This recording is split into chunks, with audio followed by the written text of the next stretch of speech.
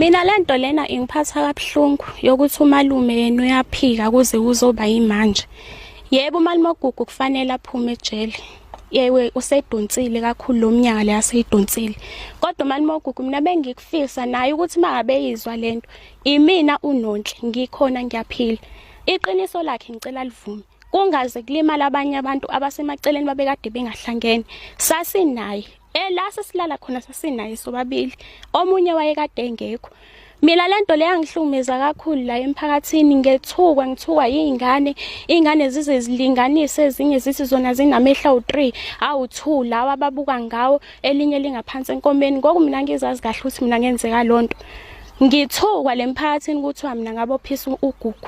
Into ayisho njalo ithi mina ngabophisa uGugu ngangizange ngize ngidlwengulwe mina abanye bathi mina ngadlwengula abanye bathi ngiqamba amanga njoba kusho namanje ukuthi wayamanga. Umalume oGugu kusho yena uzilwele lakhe iside. Yebo umalume oGugu angiphiki umalume oGugu wayekholwa. Waqala wangenisa ePostoli. Waphuma ePostoli wahamba eZiyoni. Waphuma eZiyoni wangena eWiseli. Ngoba mangaba ngingaphazami wazi waboshwe esonta khona eWiseli. So umalume oGugu ntambama wayengithatha ahamba yolala nami embedeni wakhe. Ngangilala naye nje ubusuku bonke. Umalume oGugu lento akazange azayenze kumina kube kanye. Wayenza kaningi.